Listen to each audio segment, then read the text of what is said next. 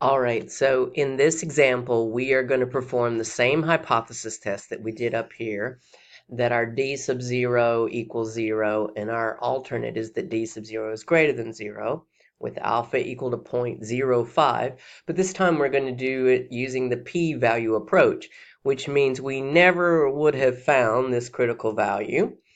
We just would have found our test statistic, 3.528, just as we had before, and we would look up our test statistic to find the p-value.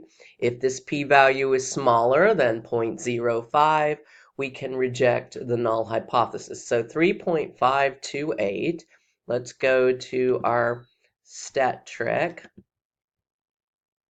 and we'll put in 3.528. Take out this probability here.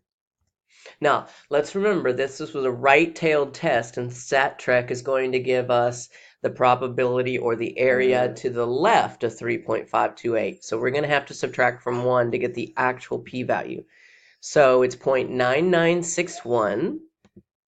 So let's go back, and our p-value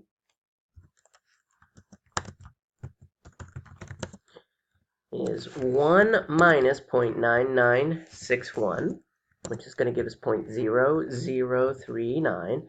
Now, certainly 0.0039 is smaller than 0.05. So again, our same result occurs. We reject the null hypothesis.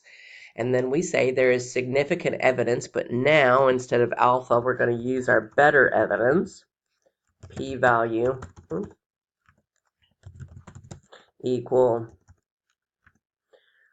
0.0039 to reject the null hypothesis. Now, of course, our results are exactly the same as they were last time. We can just make a little stronger statement with that p-value that's even smaller than 0.05.